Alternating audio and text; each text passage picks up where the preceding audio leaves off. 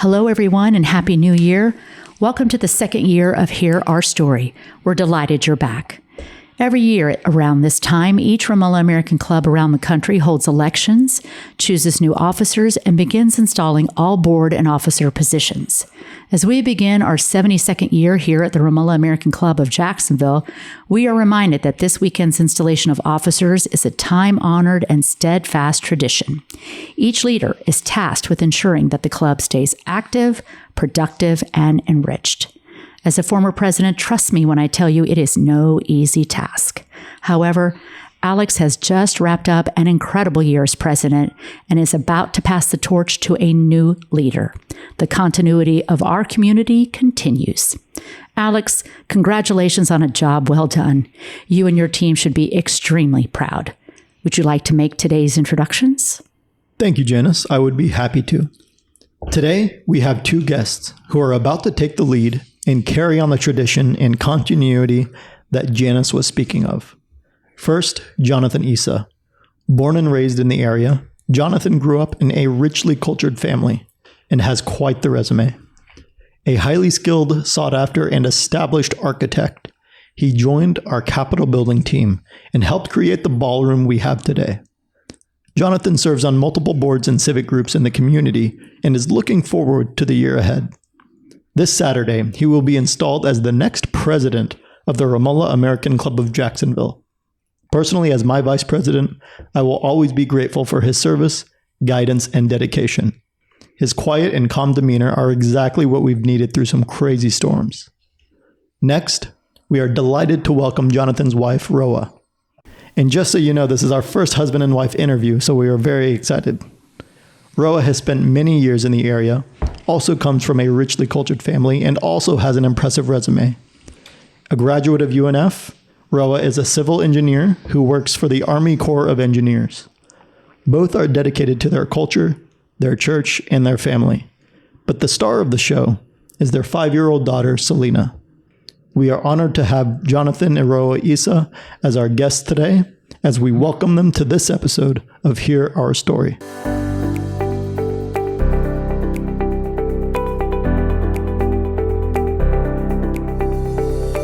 Welcome to Hear Our Story, the podcast where first-generation Palestinian voices take center stage.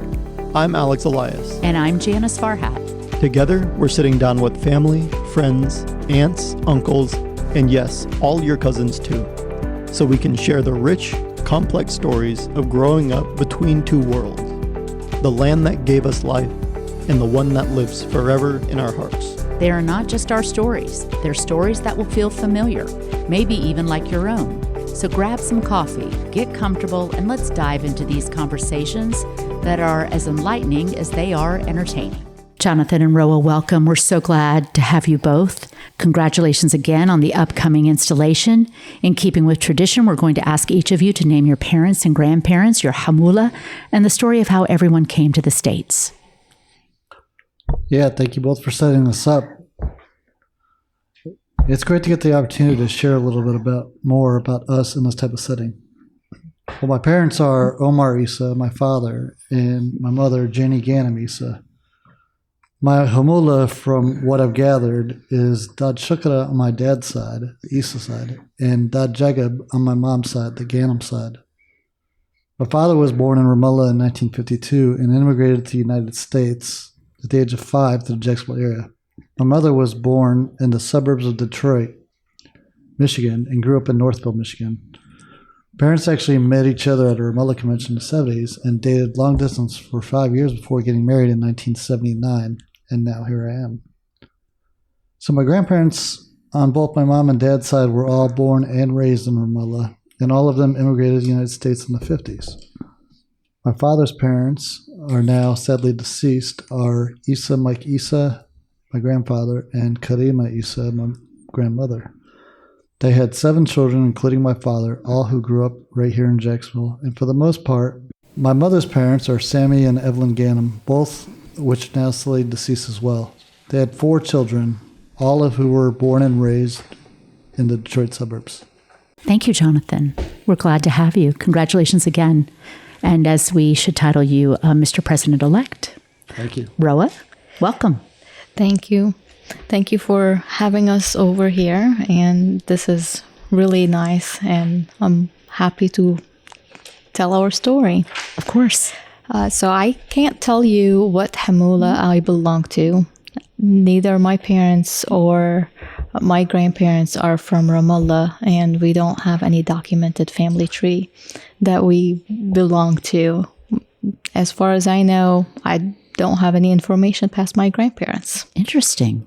We come from a big family, and my dad is the youngest in the family, so he doesn't have a lot of information about his grandparents.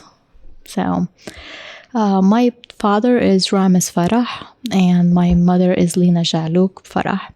Both of my parents and I were born in Syria, and I moved here when I was 17 years old.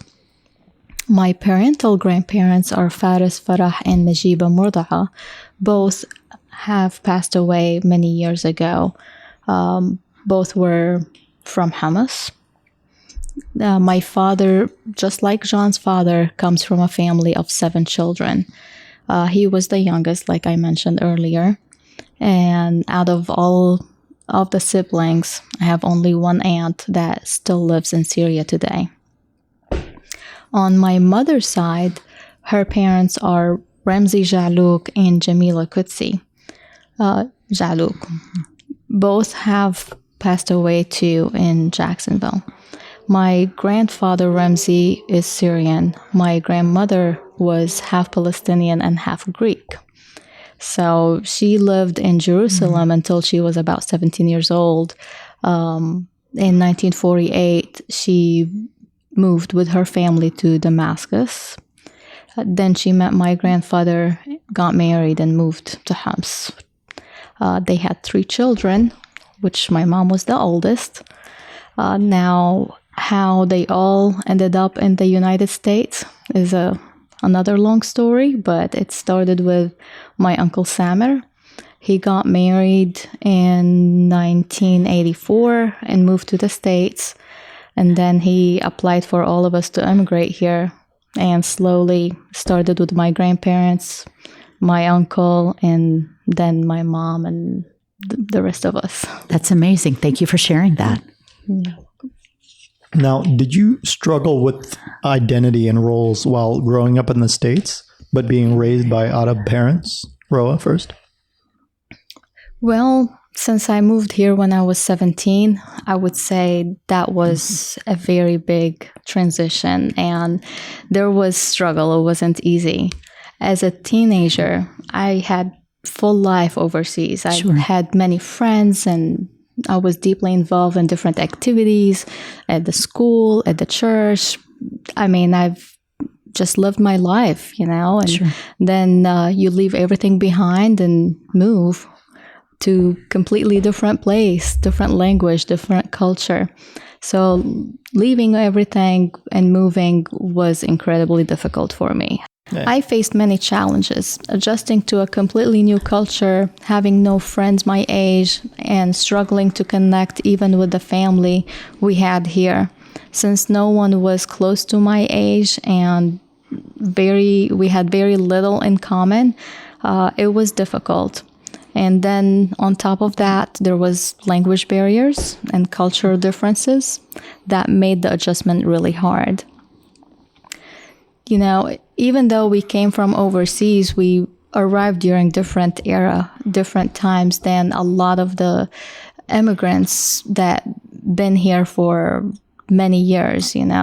The traditions and the practices that are common among people who traveled here in the 50s and even in the 80s is not part of what we experienced back home.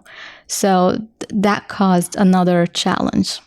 I remember when we first arrived, some of the clothing we wore, which is very typical. People were in the States, we were overseas, but we got criticized for it. Some older members, they were like, why would you let your daughter wear this clothes? We're Arab, we don't wear this. So that caused some tension in in the beginning. One of the other experience that stands out to me was going to a hookah lounge. It's very typical. Most people our age, would go and have fun, and there's nothing much to it. But at the time, my parents didn't even see anything wrong with it until they got phone calls from friends telling them they shouldn't be going there. It's not a good place. Only bad people go there. So, how old were you, Raoaa, at that time? I was probably about 19, 20. Sure. Yeah. And because my parents didn't know any better, they just were like, no, we got to listen because these are the people that we know. So that caused some trouble too. Did you struggle at all with identity or role while growing up in the United States, but being raised by out-of parents? Yeah, for me, not really. I mean, I would say my parents probably experienced more of that because, their parents were born and raised overseas, and my father came here again, like I said, when he was 5. So they still had that mentality when he came here, instead of my mother's parents. And actually, probably my mother's parents did that to a greater extent than my father's parents. So they could probably more closely relate to what Raoaa was saying. But for me, I was born here. I didn't have an accent, and my parents spoke to me in mostly English at home. So that was never an issue. But I do remember times when you didn't want to discuss where you came from because of political issues that came up every day in the news. Yeah. And depending on what happened in the news, fair or unfair, people formed opinions. Some good and some unfortunately were bad. And as I got older in my profession, I worked with some familiar faces in our community. We didn't really hide who we were or where we came from. We would say things in Ottaby and make jokes, and we're proud of it. So absolutely. Kind of goes into our next question, Jonathan. Thank you for that. Can you both discuss an educational moment or opportunity where you encountered someone who said something totally inaccurate about the Arab culture and how it allowed you to have a teaching moment? Jonathan, you want to take that one again? Yeah. No, not really in person, but I was listening to a bit the other day from a well-known comedian, and I'm not sure I want to oust his name here on this podcast, but he was trying to make a joke about Arab language, and he's a guy that claims to love languages from all cultures.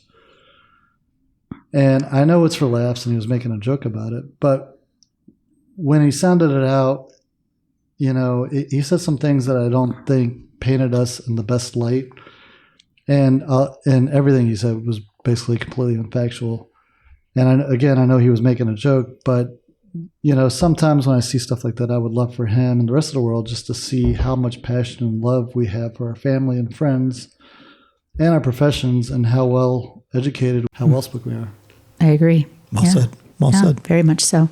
Raoaa, I'm sure you've had experiences. Definitely. And being a girl is a little different too. Sure. So, one of the first thing that comes to mind is on multiple occasions, I get asked why I'm not wearing a hijab. Some people assumed that all Arab should be wearing hijab, the head covering, which of course, opened the door to a very important teaching moment. I often had to explain that wearing a head cover is a religious practice, not a cultural requirement, and that not all Middle Easterns are Islam and they have to wear the hijab.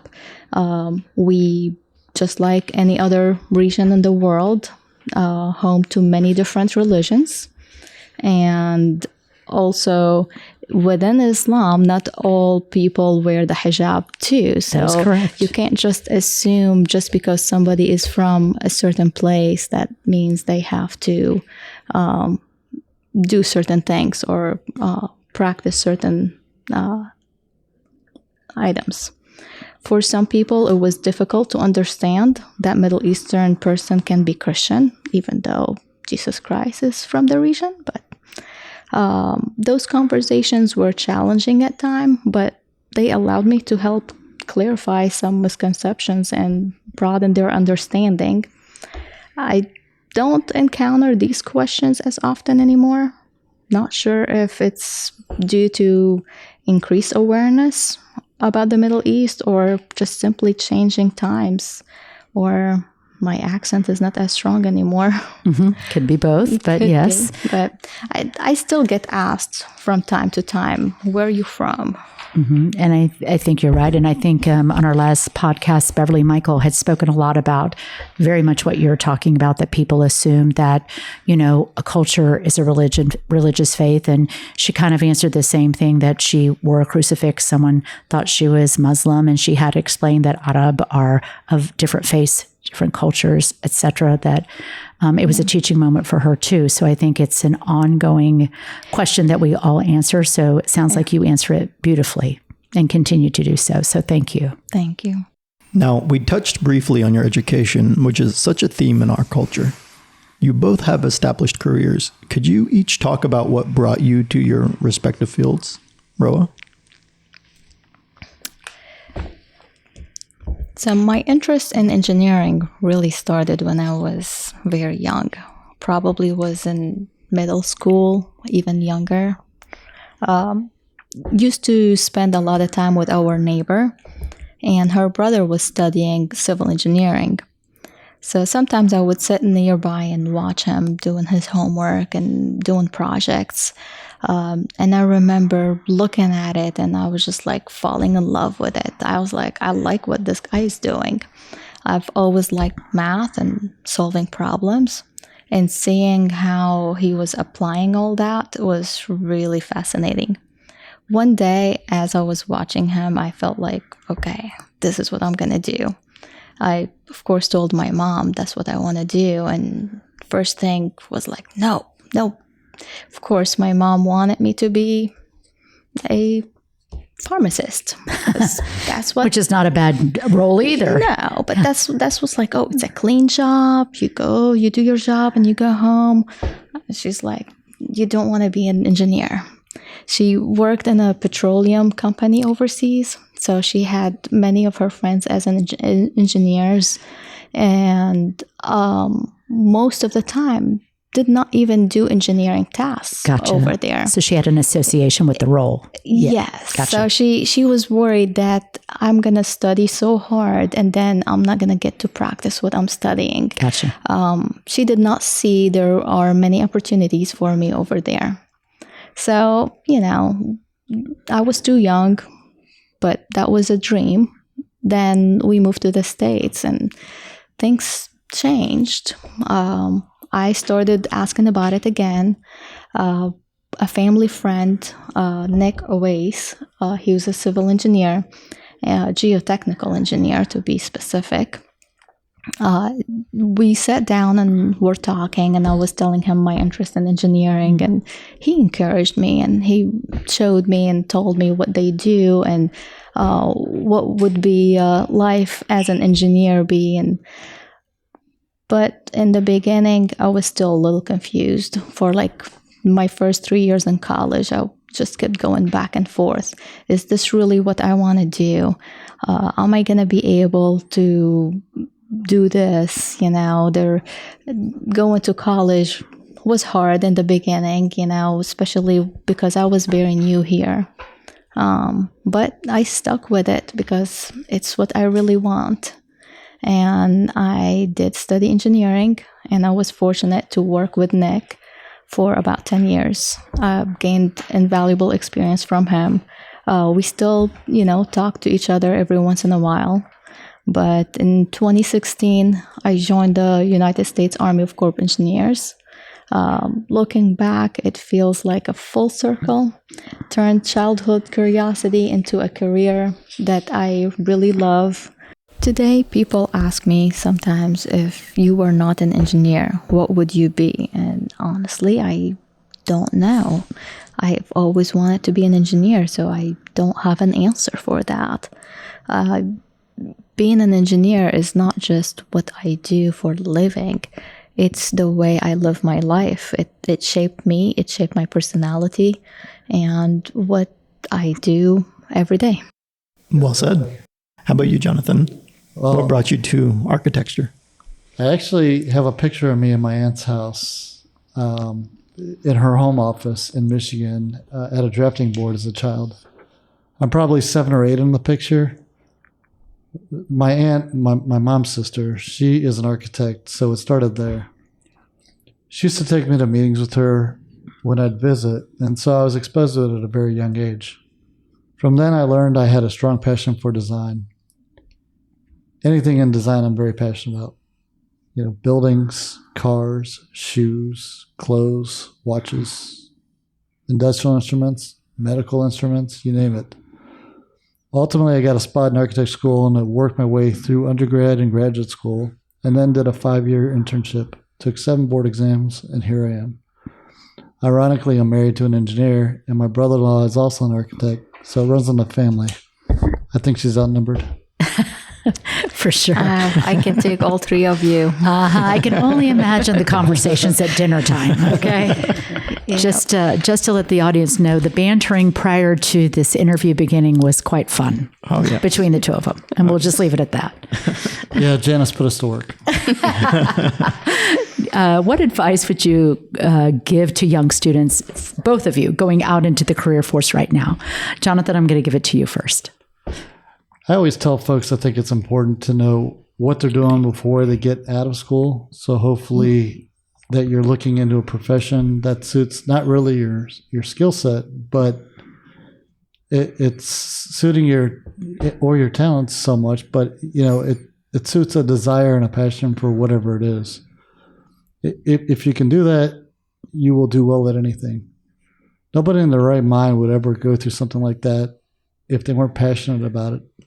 You would burn out at some point, and so passion and dedication are of the utmost importance. No, I like that. Excellent. Raoaa? I guess kind of similar to what I would say. First advice, I would say, make sure you study what you truly love. Not just what you feel pressured to pursue. Yeah. You know, being a Arab, a doctor, engineer, or a lawyer. These are the 3 things that everyone go to. But no, seriously, choosing a path you don't enjoy will make your work feel much harder, and it will need to be much harder than it needs to be. And going to work every day will feel like a torture. So it's important to love what you do, and when you enjoy what you do, you will most likely stay motivated and grow and succeed. The second piece of advice is to always work toward the job you want and dream of. It is most likely your first job out of college is not going to be your dream job, but it's the beginning, and it will shape your future career. So always keep a clear vision of where you want to be, what you want in the future, and work toward it. Let it guide your choices that you make along the way. Yeah, that's great advice, Raoaa. I think everybody at the table nodded their head when you said that. I think we've all had those first jobs that we had to have, and then it just shapes you for the one that you really want. I had interviewed a person recently, and I asked him about whether he got his professional license, and he's like, well, my current job didn't need it. Like, well, then you're not looking to be hired by me. Not only are you both involved in the Ramallah Club, but you're also involved in other organizations in the community. Would you mind discussing them? For instance, I know Jonathan has served as parish council president at St. George and was actually just installed as state director for the American Institute of Architects in Florida. Could you talk about those? Yeah, sure. Congratulations, by the way. That's huge. That is exceptional, Jonathan. Congratulations. Thank you very much. I did serve on the parish council for St. George for 9 years. During that time, we were tasked with the typical maintenance projects that you would have, you know, running a church and managing the business of the church. I think 2 of those years I served as vice president and 2 of those as president. And one of the biggest undertakings during my tenure was to come up with a concept for a new building on the church campus that would be used as a daycare facility and a church administration office with a playground outside and an expanded parking lot, which was badly needed at the time. So we formed a special building committee, and Raoaa joined that committee with me and a few others with similar expertise in that background to come up with what I thought was a pretty good concept and a business plan for all of it. And ultimately, the building didn't get built, but the parking lot did and the playground did. So I felt that we accomplished quite a bit. In that time, we also built a new website for the church. It was also compatible on mobile and Android and Apple devices that they didn't have that capability at the time. So I was proud of that. In addition to that, I've served for the Jacksonville chapter for the American Institute of Architects in just about every role and every committee I can think of, which ultimately culminated with me becoming president of the chapter in Jacksonville in 2022. And now all that work has led me to become, I was elected late last year and effective January 1st of this year as state director for AI Florida that serves the Jacksonville chapter, which is quite a bit bigger than anything I've done to that point. And so, I'm very passionate about this. I continue to stay in the mix, and I help to serve my profession in any way that I can and try to inspire others to do the same.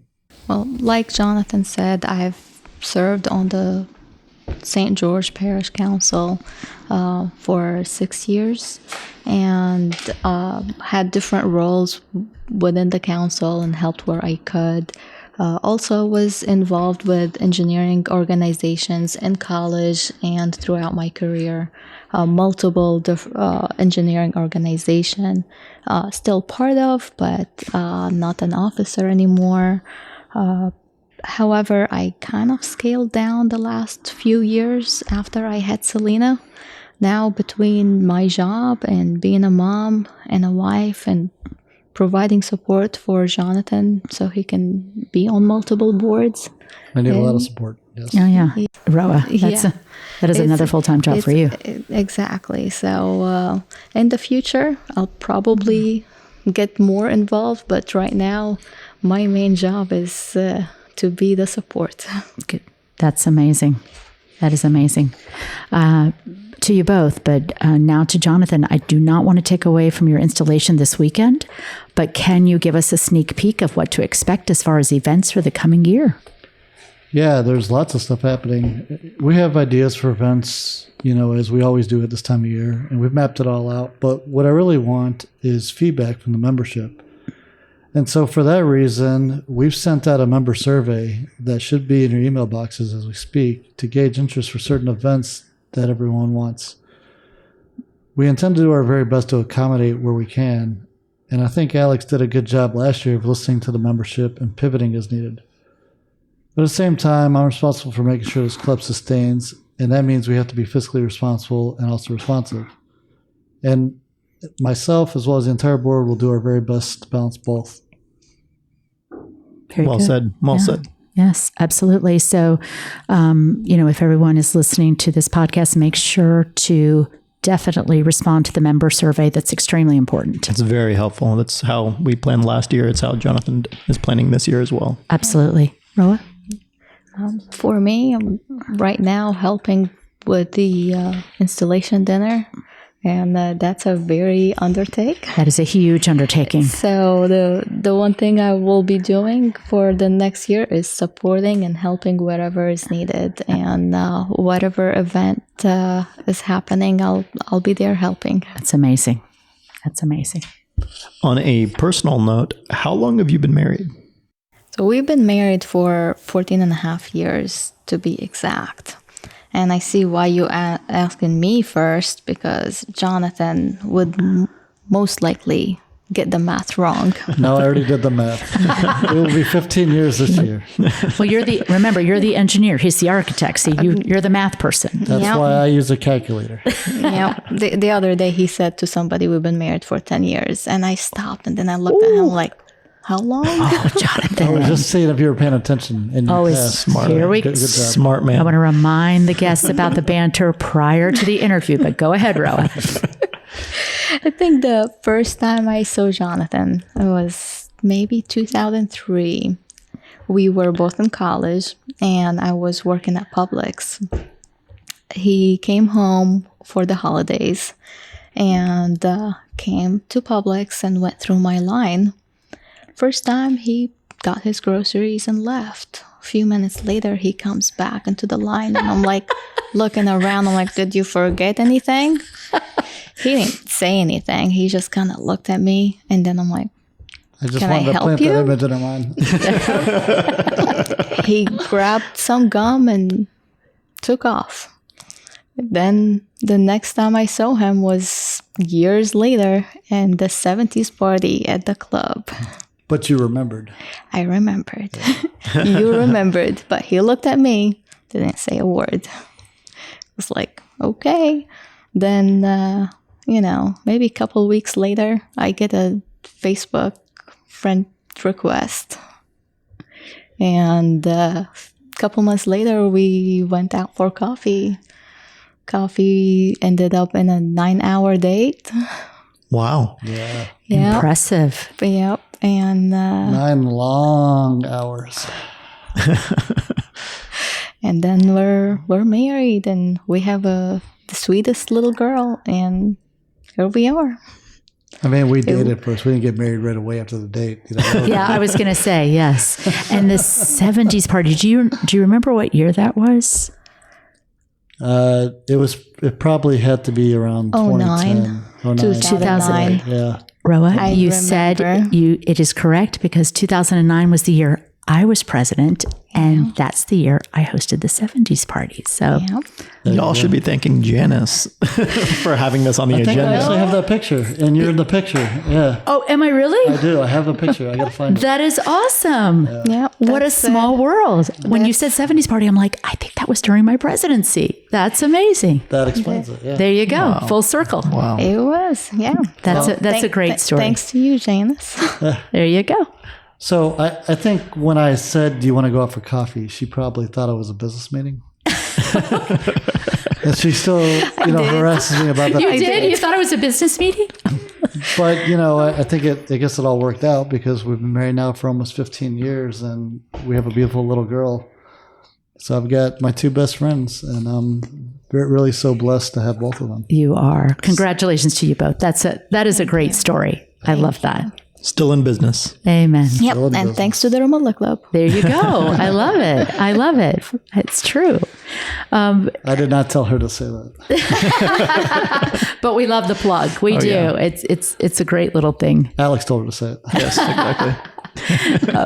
And with that being said, Selena is so precious.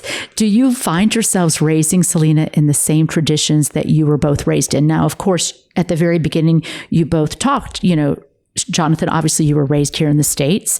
Raoaa, you came when you were 17. So, your primary years were overseas in Syria, but, were the best of the both worlds? Do you both raise her the same way? Jonathan, I'm going to let you go first and then Raoaa. Yeah, I think we do more or less. She's only 5, but we're good about explaining things to her. And, she's been all over the world at this point. We took her to Europe when she was 3, and I think we visited maybe 7 countries that trip. And so she knows that there's more to this world than just Jacksonville in terms of language and culture. Excellent. And different foods and different places. So, we've tried really hard to expose her to a lot of things at a young age, so she's used to that. Very aware. Yeah. Very aware, yes. Raoaa? Yeah, I strongly say we are raising her to the same traditions, same values that we are raised Good for you. to, on. And I know she's only 5, but she understands Arabic. She understands better than her daddy. She was actually teaching him the other day how Yes, to she say a did. few things. She did. Yeah. She loves coming to the club and to the church, and she knows it's part of our life. Loves hanging out with family and cousins, and she knows how important it is to us, and raising her in the same values that we treasure is what we do. Yeah. And it's important to both of you. And that's what makes it so strong, is that you both agree on it and you both, are very firm on it. So good for both of you. That's excellent. Yeah. Yeah, Yeah. absolutely. Kind of along the same lines, what makes you proud of your culture and being Arab, Raoaa? I would say most important thing that I'm proud of I value is the family and how we support each other and we stay close. At the end of the day, your friends and coworkers, neighbors, they can come and go every day, but your family is always going to be there to support you. This is one thing that as Arab, we are very close to our family, and even my third and fourth cousin, I still call them family. Yeah. So it's something that I treasure and I'm very proud of. Yeah, I've always considered Arab, growing up, just to be classy and hospitable people. What makes me proud of it mostly, I think, is how we treat people. I can't think of another culture that is more welcoming and hospitable than we are to company. When they come to your house, they offer you coffee, they offer you food, tea, dessert, everything. You definitely don't leave hungry. And I can't think of a culture that's more welcoming than that. Great answers. Yeah, definitely. Can you each tell us something about yourselves that no one would have ever guessed about you? A hobby, a talent, something that would really surprise us. Jonathan, you go first. Yeah, I think it might surprise people a little bit to know that we've taken up ice skating. Oh, yeah. As a family. Still learning. Yeah. So we were, I think we were traveling in the mountains, and that was maybe the first time we skated on ice. And it was so much fun. I think we just tried to find somewhere to go, and we found some local ice skating rinks. And for Christmas, actually, we got Selena some skates. Oh, how fun. So she's skating around and she's learning, and I got Raoaa some ice skates as well. So have you been to the new park in Riverside? Did you get to go to the one there? Yeah. Excellent. Yes. It was weird because it was hot outside. But the rink was right there. Yeah. The rink was there, but the ice was soft. But yeah, so, and I think that led from, we've done a lot of trips lately. We took Selena bobsledding and taught her how to build a snowman and make snow angels. And so that was just kind of a natural next step. But the other, I think, big thing, like I said, we love to travel, and we're really big on cruising as a family. Oh, yeah. So you might find us on a cruise ship. Any special cruises that you've really enjoyed, one over the other? Yeah, I think Europe was my favorite. Oh, yeah. Europe was fun. We are doing a future cruise to South America. So that's going to be a lot of fun. That sounds amazing. Yeah. All right. Raoaa? Oh, so something that maybe not many people know about me, used to be a gymnast and a dancer. Since I was in elementary school, I was always in the school dance group. Competed for my school. In high school, I actually competed not just in the school or in the city, but I went nationally in Syria, travel around the country competing, won second place, and was told that because I was the shortest, I did not get my first place. What? But, yeah. Oh, yeah, that's a strange way to phrase that. I was going to say.